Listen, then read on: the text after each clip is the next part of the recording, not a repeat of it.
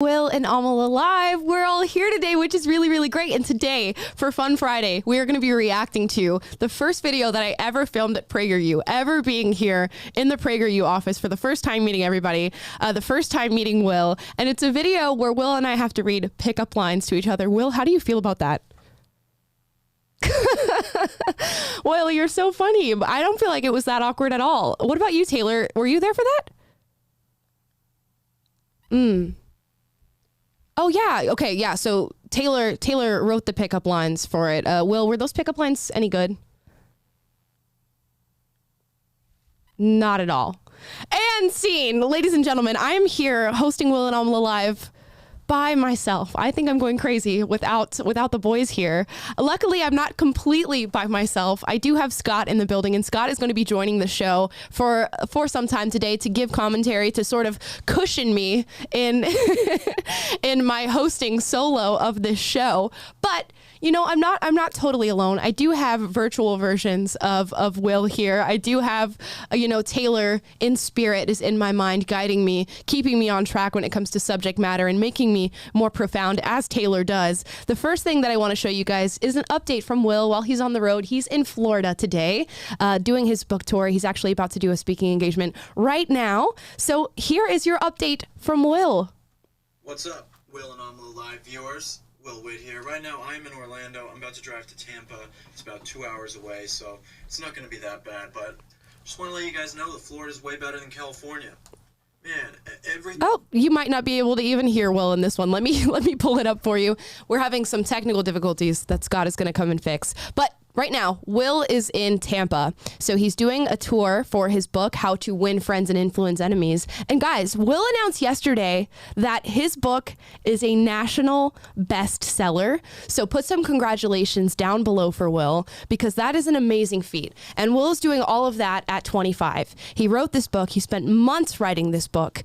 And now it is a national bestseller. And I'll go ahead and say, I will sing praises for Will, which I don't normally do on this show, but to be 25, to write a book like this, and to then have it be a national bestseller and go on tour everywhere and influence all these young people is really a great thing. And now he's in my home state, where I used to hold it down in Florida, and he's enjoying it. So I'm happy to hear it. Now let's get into the update from Will, and hopefully you can hear it. What's up, Will and Amala Live viewers? Will Witt here. Right now, I'm in Orlando. I'm about to drive to Tampa. It's about 2 hours away, so it's not going to be that bad, but just want to let you guys know that Florida's way better than California. Man, everything that happens in California, it's like, why can't you just be free like a place like Florida? Everyone loves it here. I mean, yeah, it's pretty hot and there's massive bugs, but who cares about all that? I don't care. It's so much better than California in every single way. I think every single conservative in California should move to the state of Florida and make it just a massive conservative stronghold. That's what I think we should do. And so, Amala, Taylor, just putting it out there for you guys. Let's start thinking about it. I absolutely love Florida. Got my last event of my first week of my book tour in Tampa tonight, and then I'm heading to Fort Myers, Florida on Monday, and then a bunch of other stops. So make sure that you hit the link. Taylor and Amala will put it in the description for the rest of my tour stops. You can come see me speak. You can come get a book signed, buy a book, or if you already have one, you can come get it signed by me. And all the events are a ton of fun. We have a good time. We're laughing. We're talking about serious issues. It's a really good time. So I hope you guys can make it out to my book tour stops. And that's about it, guys. I miss you guys. Sorry I can't come on the show all the time and make all you guys laugh and give you good information, but at least you get selfie videos of me in my rental car here in a Orlando hotel parking lot. So that's almost as good. So all right, guys, see you soon. Check the link in the description to find out all my tour dates. Peace.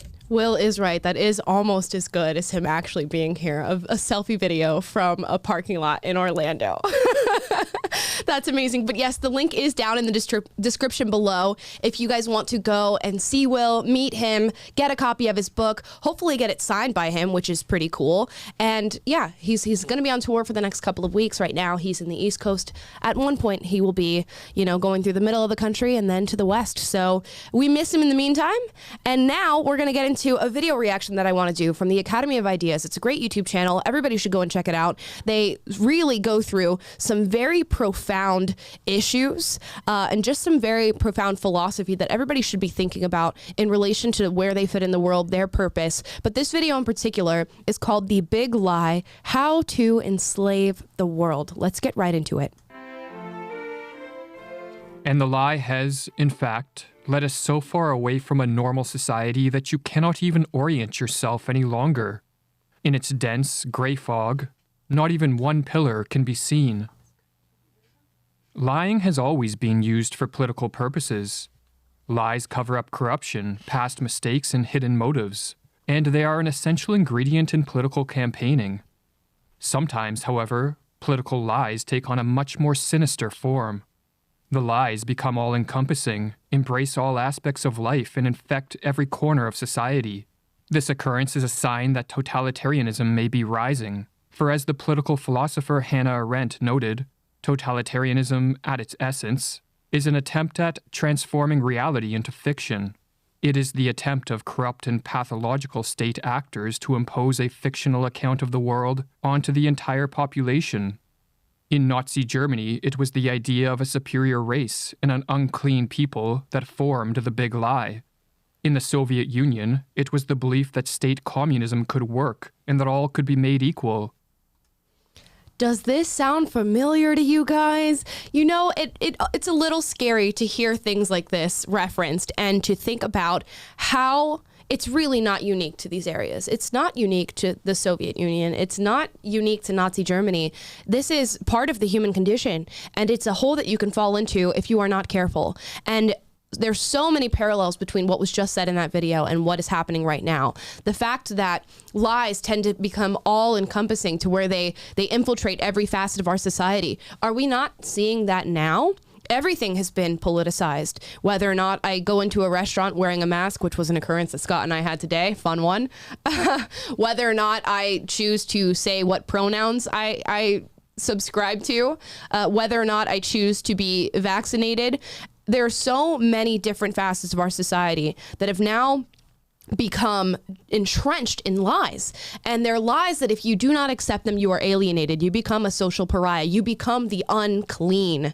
And if you feel like you're not seeing that now, just take a brief second to look around. Because in the past, if you had asked me if this was going to happen in America, if totalitarianism was going to start to sort of sink its fingers into our nation, I would have said yes, but conservatives are doing it, is what I would have said. I would have said, those are the fascists. Those are the ones who are trying to control people and tell everybody how to live their lives. And they're the ones who are living by lies. And now I see that it's happening, but it's not happening from conservatives. And it's terrifying in a lot of ways. Yeah, I find it really interesting that he was stating that reality, they're trying to change reality and turn it into fiction, but it's almost the opposite now. Fiction is becoming reality, or they're trying to push that onto us. And those who are sane-minded and have their ducks in a row and their head screwed on their shoulders correctly are kind of just baffled by this upside down sort of narrative and world that we're now living in. Yeah, and it's hard to not be. There's so many pieces of information, they're all changing, and some people are labeled misinformed. Other people are labeled completely informed, regardless of what they say. And you can tell that it's all politicized. You can tell that it's along ideological lines, and that's scary. And it leaves a lot of people, A, either politically apathetic because they don't want to hop into a world that is so divisive, or B, they are just subscribed to an ideology and they stand by that no matter what. And that is just as scary. I mean, both of those are two evils. And what is the lesser of those two? Probably the ideological leanings, but apathy is just as bad. Let's continue watching. And from the big lie trickled down a stream of endless little lies. Referring to communist Russia, Alexander Solzhenitsyn wrote, "In our country, the lie has become not just a moral category, but a pillar of the state." Describing Czechoslovakia under Soviet rule, Václav Havel similarly explained, "Life in the system is so thoroughly permeated with hypocrisy and lies. Because the regime is captive to its own lies, it must falsify everything. It falsifies the past, it falsifies the present, and it falsifies the future. It falsifies statistics." Oh, He could not have been more right. It falsifies the past. Let's start there. Have we not falsified the founding of this country? Have we not actually tried to completely erase the founding of this country in 1776 and then change it to 1619? Is that not a project that we've heard about? Have we not tried to alienate not only the people who've come and, contributed to colonialism as white supremacists, terrorists, Nazis, people who built great nations, and we may see those nations fall, but built great nations. We are now trying to falsify what they've done. We're falsifying the present because now what? You hear things in the news that are completely propagandized, complete and utter lies being sold to you just on a silver platter. We falsify what it means to be a man, what it means to be a woman, what it means to be an American, and what that holds. And we are falsifying the future because these lies are only going to lead us further down that path, further down the path of going against what is biologically true to ourselves, going against what is objectively true for the world, going against statistics, going against the rule of law. And that's a scary thing to have to grapple with. Yeah, I would say one of the scariest points in that diatribe right there was the fact that, yes, they are falsifying statistics. You can see that everywhere in the current situation that we're all in. The one that we can't necessarily name. Yeah. And it's so scary. And I understand, like, you can utilize statistics to paint any sort of picture. You can kind of work the numbers in specific ways. But there comes a point where the numbers are the numbers. And the only way that you can't see the true nature and reality of those numbers is if you choose not to. Yep. And seems to be what a lot of people are doing right now. Yeah, and this video is going to dive deeper into that. That totalitarianism does not just happen overnight. It's not just somebody comes and goes. It's not me walking up to you and being like, well, I'm the president now, and I'm the leader of the free world now, and I will tell you what you can and cannot do. I will limit your freedom. I will limit your liberty. Oftentimes, it's people looking at a leader, and the leader tells them, well, give me your freedom, please, but do it for this greater good. Do it for this reason. Do it because you're compassionate. Do it because you're a good person. Do it because you don't want to see other people die. Please give me that freedom. Please give me that liberty. And you look up at him and you go, sure, absolutely, because I'm compassionate, because I'm a good person, because I want to do something for the greater good. Here's my freedom. Here's my liberty. And all of a sudden you wake up the next day and guess what? You're under totalitarian rule, and it's of your own volition. It's of your own choice, which is something that I think people tend to forget. We look at Nazi Germany, we look at communist China, we look at Soviet Russia, and we go, well, those are evil people that just came and took over. They just took over. How could anybody have seen that coming? Couldn't happen here. I would see it if somebody came to take over. No, you don't. No, you don't, because they're very kind and they're very cunning, and they ask you nicely to do the things that they want you to do. They ask you nicely to give up your freedom. Let's keep watching. When a political system rests upon a bed of lies, what can be done to turn the tide back towards truth and freedom? In this video, drawing from the insights of Alexander Solzhenitsyn and Václav Havel, we are going to explore this question. The day before he was exiled from the Soviet Union, Alexander Solzhenitsyn published a short essay titled "Live Not by Lies," and in it he wrote, "We are approaching the brink. Already a universal spiritual demise is upon us. A physical one is about to flare up and engulf us and our children, while we continue to smile sheepishly and babble. But what can we do to stop it? We haven't the strength. But we can do everything, even if we comfort and lie to ourselves that this is not so. It is not they who are guilty of everything, but we ourselves, only we." When a state turns totalitarian, the individuals who live in these societies are not merely its victims. All the totalitarian regimes of the 20th century rose to power amidst thunderous applause, as many citizens openly called for the brutal control that defines this form of rule. Without mass support and compliance, the minority in the ruling class would be but paper tigers. The responsibility for the oppression, suffering, and loss of life that comes in the wake of totalitarianism, therefore, cannot be placed exclusively on politicians and bureaucrats. A large portion of responsibility must be placed on the citizens who support this form of rule, or else do nothing to resist. Václav Havel explains in his book, The Power of the Powerless. There is obviously something in human beings which responds to this totalitarian system. Human beings are compelled to live within a lie, but they can be compelled to do so only because they are in fact capable of living in this way. Therefore, not only does the system alienate humanity, but at the same time, alienated humanity supports this system as its own involuntary master plan, as a degenerate image of its own degeneration, as a record of people's own failure as individuals. If the fuel for the growth of totalitarianism is weak and fearful individuals, then a cure is a personal revolution that takes place in hearts and minds and leads to an awakening of self-responsibility, courage, and strength. Absolutely. I love that sentence. It's an awakening in the hearts of minds that leads to self-responsibility, courage, and strength. As I said on the show yesterday, and as Zuby said on the show when he was on it, you can go through a frightening situation. Right now, we're in a pretty frightening situation, I think, for many people in all walks of life. It doesn't matter really what social issue we're talking about, but you can go through that situation. You can look up and say, somebody tell me what to do. Somebody tell me what I need to do right now. Or you can look in and have yourself figure out what you need and what your family needs and what your community needs, and then you can do that. But so often now people feel the urge to look up. Now, we saw this in Australia. Again, while the bureaucrats and the elites in Australia are to blame, the people are also to blame. Australia, functions on voting, and they get to vote who goes into power in their country. They also gave up their guns, which was significant to what is happening right now, and which is an extreme safeguard for as to why this is not happening in the United States right now, because we are an armed citizenry, at least for now. But totalitarianism is often brought on willingly by the people. And Australia is the extreme case of that we're seeing right now. And people look at that and they go, well, I feel removed from that. That's not us. It's not the United States. It very well could be. It very easily could be. And we are slowly creeping towards that plane. Yeah, that's terrifying. Yeah.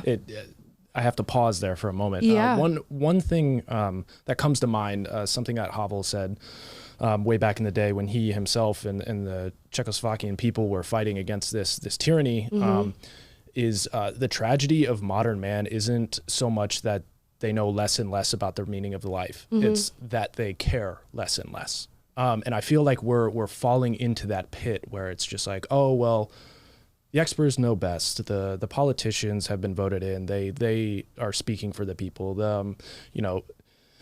Anybody else besides myself knows what's good for me. Yeah. And that's what's so scary is people are just, dishing off and brokering their meaning to somebody else and letting them to decide. And it's frightening. People don't have agency anymore, and they don't want agency, which is funny. It's the amount of people that I saw that said, well, they know better than I do, and I should just let them tell me what I need to do. And I will wake up every morning and I will go online and I will look at the CDC and I will just see what they say. And that's how I live my life that day, which is, it's interesting. Let's keep watching.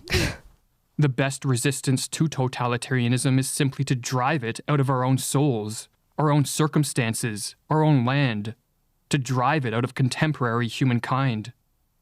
Alexander Solzhenitsyn's writings played a major role in toppling the communist Soviet Empire, and he advised we engage in such a personal revolution by transforming our life in a way which targets the most vulnerable part of the totalitarian system, the lies upon which it is built. In Live Not by Lies, Solzhenitsyn explains, and therein we find, neglected by us, the simplest, the most accessible key to our liberation, a personal non-participation in lies. Even if all is covered by lies, even if all is under their rule, let us resist in the smallest way. Let their rule hold, not through me. Václav Havel was a dissident in communist Czechoslovakia, and he later became president. And he echoed Solzhenitsyn's sentiment that the most effective key to liberation from totalitarian rule is to commit to a non-participation in lies. Havel called this commitment living within the truth. If the main pillar of the totalitarian system is living a lie, then it is not surprising that the fundamental threat to it is living the truth. This is why the truth must be suppressed more severely than anything else. Profound, very extremely profound. And I think that's where all of our fights start when we're talking about social issues is, are you telling me a lie? And I can tell you that when I transitioned over from left to right or conservative or whatever label you want to throw on it, the biggest part of it, the most heart-wrenching part of the facts of that entire matter was that I was lied to for a very, very long time. And when you are lied to, and when you are lied to effectively, you become an agent of that lie. So what I was then doing was taking the lies that were fed to me and all the talking points, and then I spread those to other people. And I made sure that I cast a wide net and caught a lot of people in that net. So now they are now enveloped in that lie. They are now the ones who are going to go and do that. They're going to go protest. They're going to go knock doors. And what's interesting is it's not even a system, as much as we blame elites and bureaucrats, because yes, they do cause these problems and they are problems that they could solve. We are the ones who are self-regulating this system. We are the ones who are doing it. And what they've done is, maybe they're the masterminds behind the matter, but you are the agents of the matter, and you are the ones that go and spread it. And non-participation in lies is so important. If you see a lie coming to fruition, if you see it being spread, if you see the propaganda around it, immediately call it out. Don't be scared to do so, because there's so much more to be scared of. Totalitarianism is pretty scary. Authoritarianism is pretty scary. Living under that in some sort of fascist regime is extremely scary. So you have to choose to not take in the lie. And when you do that, other people will choose to do the same. I can't tell you how many people reach out to me and reach out to Will after we say things, and it doesn't matter what. We put out a video on a subject matter, and they go, I'm so glad that you said this. I wish that I could say this in my school, or I wish I could say this to my friends, or I wish I could say this at the PTA meeting. Absolutely. You should go and you should do that. And once you do, guess what? Heads are going to be popping up of people who want to do the same. They just needed somebody to be the first introduction. They needed somebody to do it first. And once you do that, what you've created is a system of people who choose to live in the lie, and a system of people who choose to not do that. And when you juxtapose those two systems against each other, you will find that the people who choose to live in the truth are the ones who are much, much better off. They are living a much better life, and their systems and their institutions are not crumbling. Whereas the people who live in the lie are going to undergo that. They're going to crumble. The systems are going to fall. The institutions are not going to work, which we've seen here in California. Look at all these people who chose to live in a lie, who chose to vote towards that lie, and look.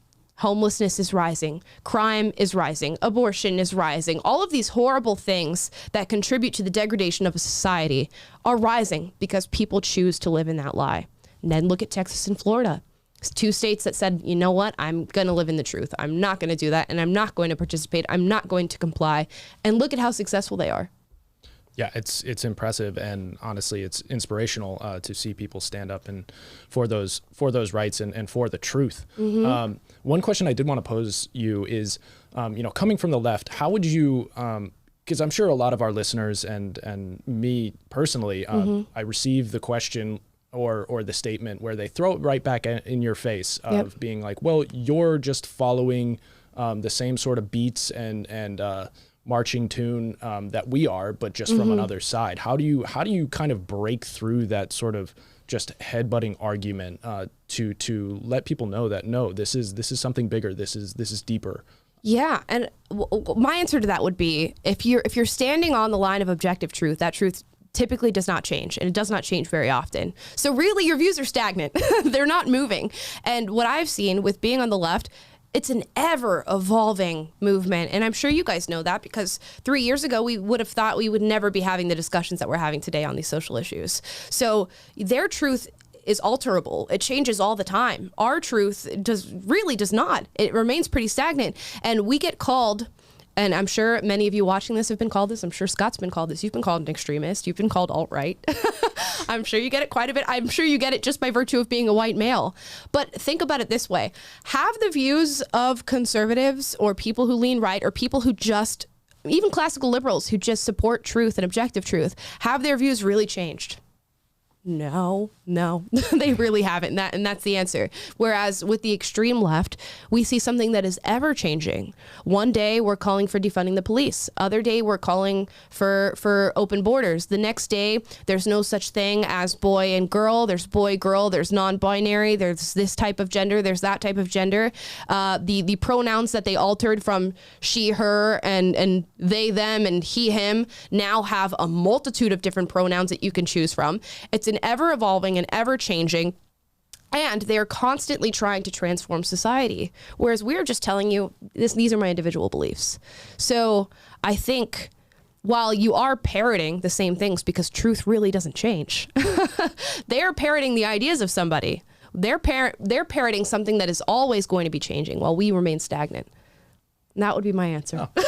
Incredible answer. It brings to mind something that I know Jordan Peterson just recently stated was, and I'm sure he said this multiple times, but not as poignantly here, that in terms of religion and ideology, religion is something that asks a great task of you as an individual, whereas ideology asks others that great task or something that they must do for you. Right.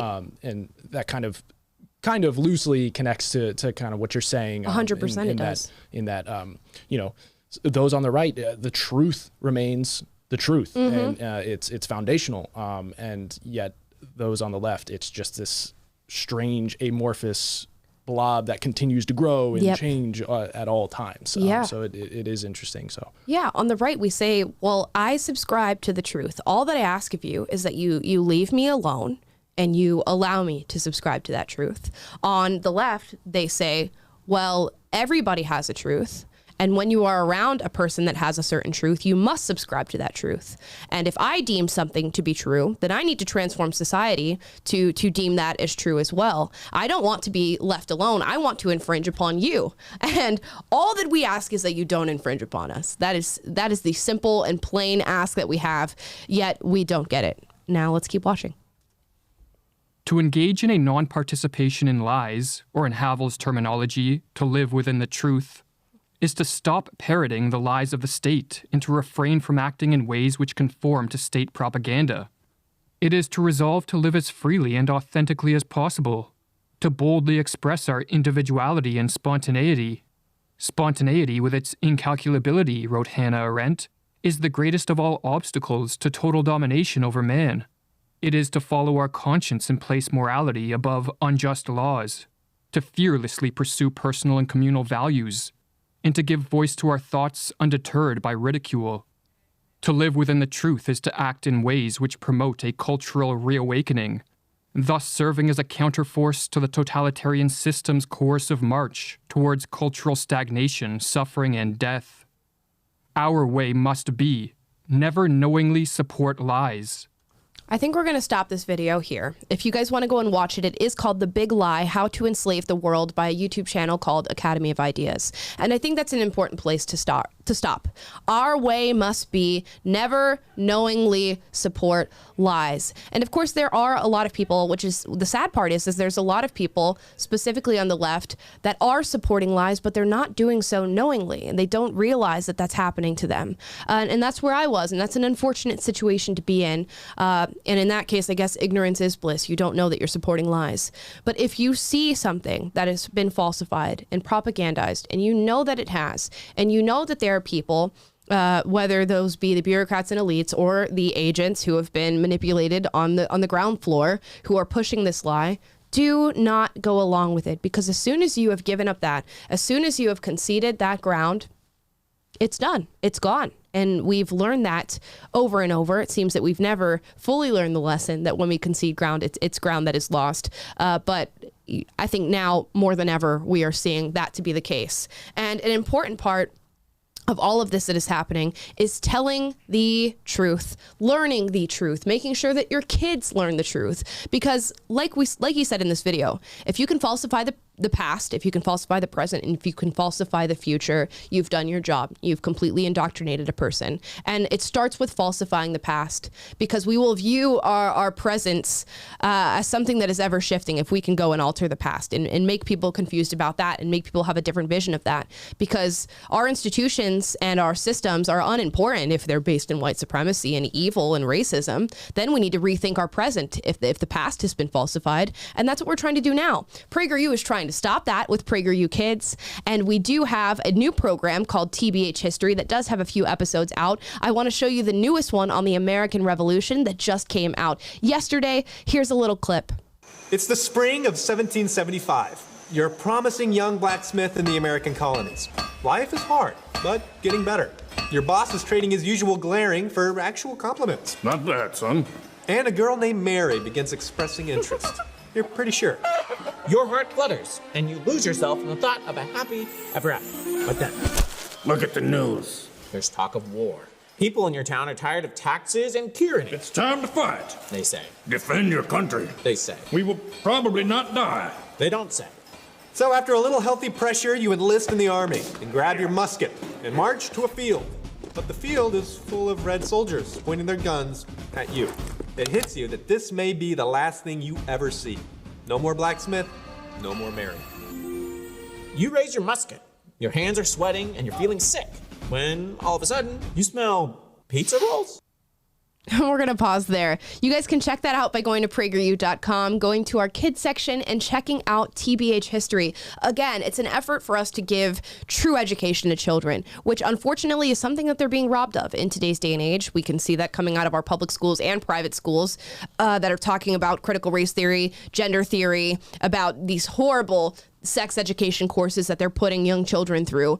We are in a time of trouble, but there are answers, and there are ways to circumvent it. There are ways to fight it. And you know what? The best formula for beating mass psychosis is building your parallel society. And a parallel society is not going to live by lies. That's why we have TBH History, to be honest history. Now, speaking of living in lies, we are all very familiar with the ACLU. The ACLU put out this tweet that I want to show you guys. Oh my goodness. Okay.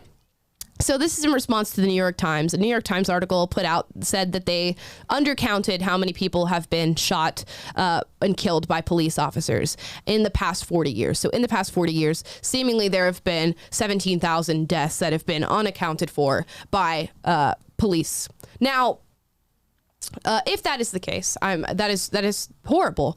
17,000 deaths is significant over the past 40 years, I'm sure. But look at the ACLU's response to this. Their response to this study, or this massive information, they put, we must take urgent critical action to systemically transform policing. Now, if there was a training issue in policing that was systemic, which I believe that police are, one, underpaid, and in a lot of ways undertrained, sure, we should transform policing in that way. But how does the ACLU want to transform policing in this country? By dramatically reducing police departments' role, presence, responsibilities, and funding, and in turn, end the scourge of police violence.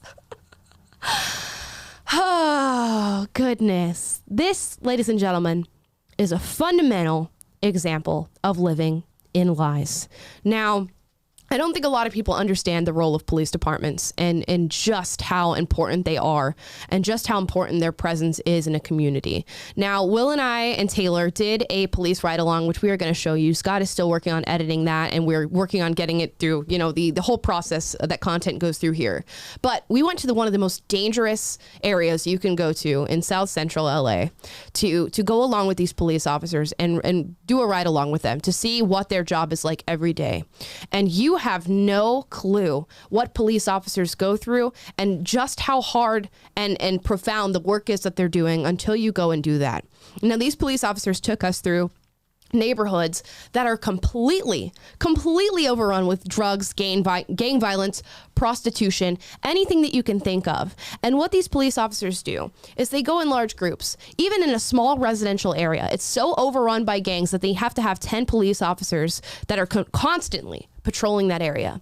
And they show up in this neighborhood, and this neighborhood in particular that we went into was a Hispanic neighborhood, over 70% Hispanic.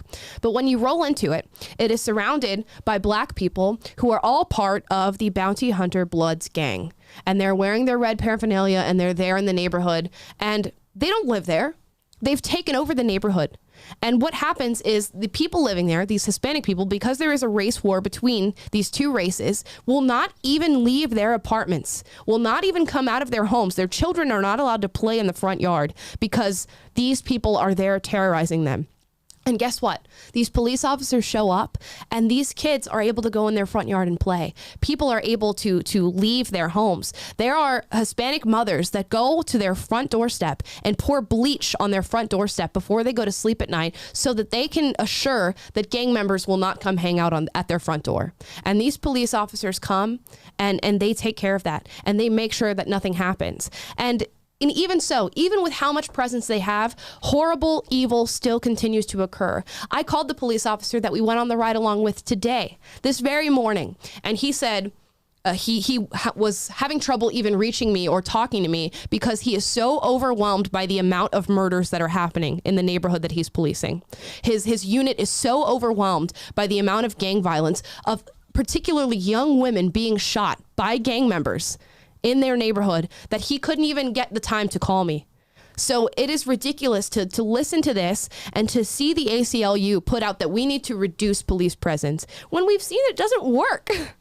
It doesn't work. Yeah, not at all. One of the things that also really bothers me about a statement such as this is, yes, it's very catchy, it's emotional, it's I assume from the heart. Yep. But what bothers me most about it is, you can say something is broken and complain about it and all those things as much as you want. But at the end of the day, like if you want something changed, you need to propose a solution, a fix, that or some alternative to what is currently going on. You can't expect change to happen in a positive manner if all you're doing is just screaming about it. That's one of the biggest things is I feel like a lot of these statements just come from pure emotion, taking control, but yet no alternatives are put up in their place for there to be an honest discussion about the systems in place. The social workers will take care of the prostitution and the gang violence, and we'll send a 24-year-old female social worker to a place where a shooting has just occurred. I love that idea. I think that's brilliant. I think that is going to truly save lives.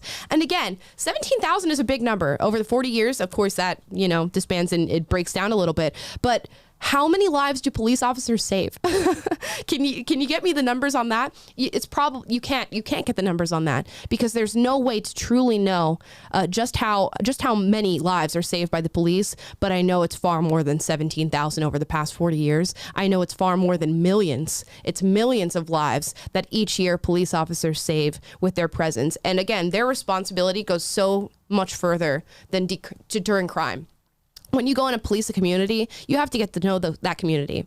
You have to know the good doers, the bad doers. You have to know the children who live in that community. And these police officers function as fathers for a lot of young men and women who are growing up in these communities. They function as role models. They function as a way out. And in our police ride-along vlog, you're going to hear the story of two girls who grew up with a hatred for police, met the police, started talking to them, started being mentored by them, and got out of the horrible community that is Watts and are now going to school full time on a full ride scholarship because the police officers not only take the role of deterring crime, but they take the role of mentorship, and they do that on their own volition. They do that of their own choice. They don't have to do that.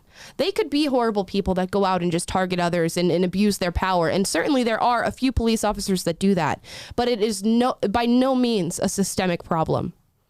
Now, yeah, I would just add in this whole story, there's also the rippling effect of good.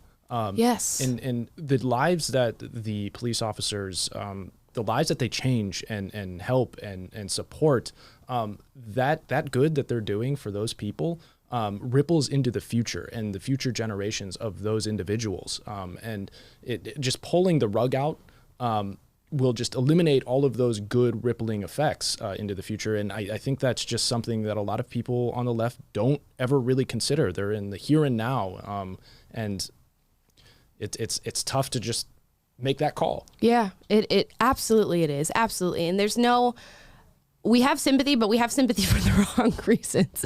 We need to have sympathy for really everybody, but we need to understand why statements like this are wrong and what they truly lead to. And I take issue with the people who run the ACLU, who many of whom are elites in this country and make a considerable amount of money, and they by no means live in the neighborhoods that truly need policing the most. And yet they sit there and they advocate for it to be taken away from people who are going to get hurt. Those young girls that I met on that police ride along will get hurt if the police are not there. That is what is going to happen. You are advocating for the ruining of lives for the sake of your own emotions. And while these stories are sad, you need to look at them in their full scope, and you need to know that they're not as prevalent as police stopping crimes, as police saving lives. These horrible stories are not as prevalent as that. And you need to take that into account before you tweet out something like this as an organization. So yeah, now downvote for the ACLU. Thumbs down. Now I want to get into some happier news. This is a piece out of the Deseret News. And this is Perspective. The groups that's happiest in the pandemic may surprise you. Parents used to be the most miserable ones. No more. I don't even know that I stand by parents were ever the most miserable people. But a study was put out that says parents are more likely to report their lives are meaningful. A large majority of parents aged 18 to 55, 83%, who have children report their lives are meaningful, some, most, or all of the time. That's amazing.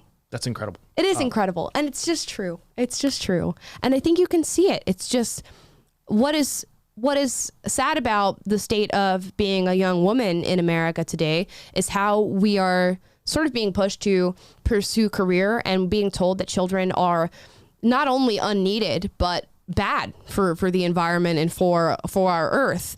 And what you are doing is through this lie, again, living in a lie, making young girls take the choice of not having kids. And then when they do that, guess what? They're not as happy. And that's been studied. It's not just something that I'm saying is subjective, that women aren't as happy when they choose to not have children. It is objectively true. It has been studied multiple times. This is just one of them. And your life becomes so much more meaningful, so much more purposeful, so much more fulfilled when you are living it for somebody other than yourself. Yeah, exactly. It just becomes richer when you are no longer the center of your own world, and you're doing things for other people and especially your family. Right. You know, that should be your goal, to help them succeed in life, and improve their own lives. So yeah, I think having a family, this study makes total sense to me. Yeah. And it kind of, it brings a good feeling to my heart. Yes, it does. You could read this and look at it in a negative way of like, oh, well, people aren't having kids anymore. But no, people are having kids and people are happier because of it. And it's so much more meaningful to them. And it really changes the scope of how you view the world. And I love how I'm talking about this. I'm not even a parent, but when I am, I can I can already see what the change is going to be in a lot of ways. Of course, you never know until you're truly there. But to look at the world now, not only through the selfish lens of your own survival and your own existence and making the world good for yourself, but then to view it in the broader scope of not only does the world have to be good to me, but it has to be good to my child.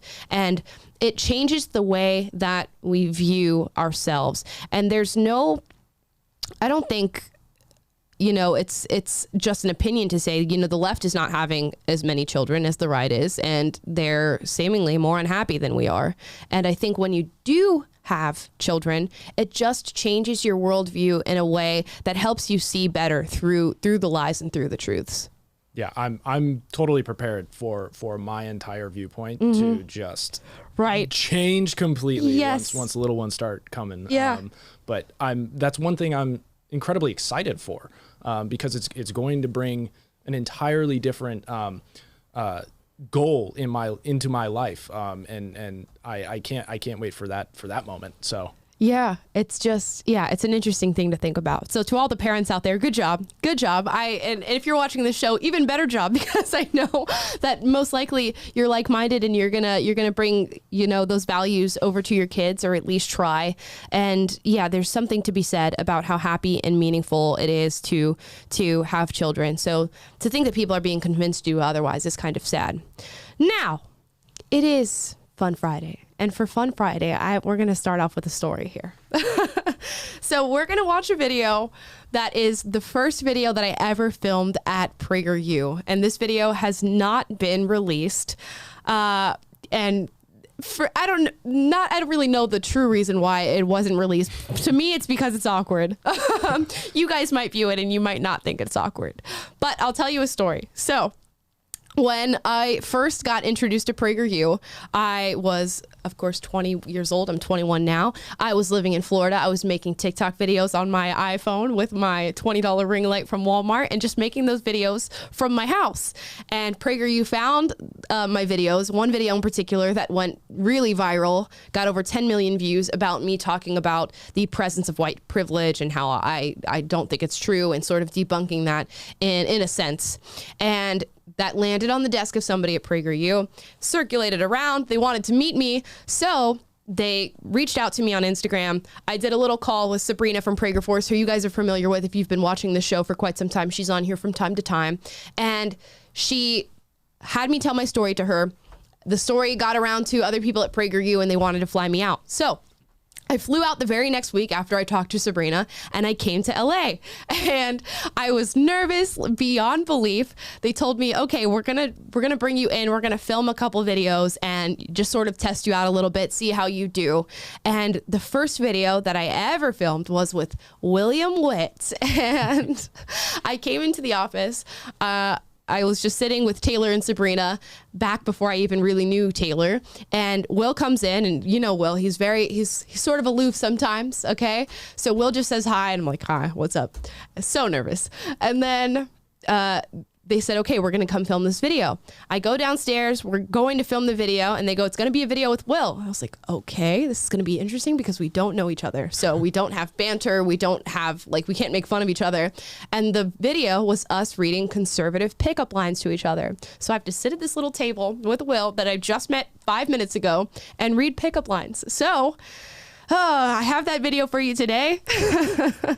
For some reason, I'm gonna let you watch it. And here it is.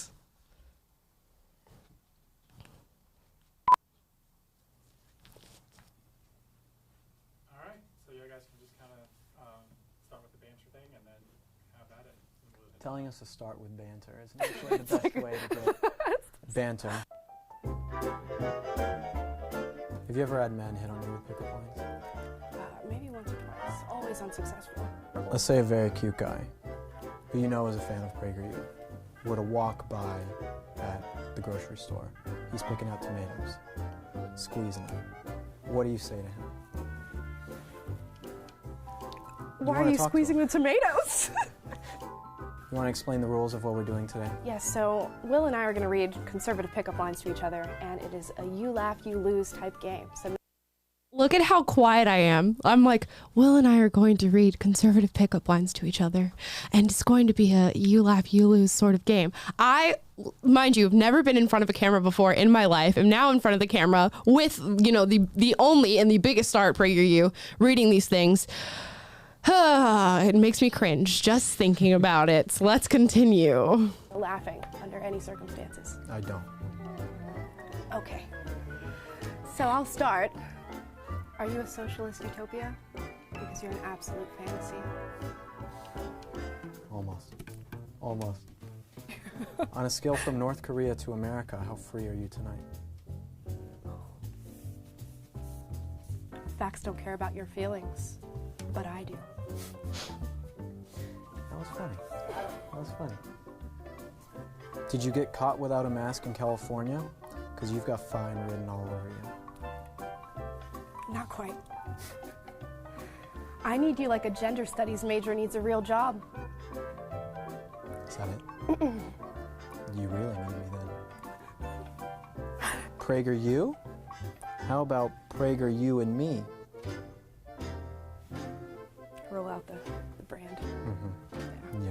That's all I can do to get women at this point. I demand reparations after the way you stole my heart.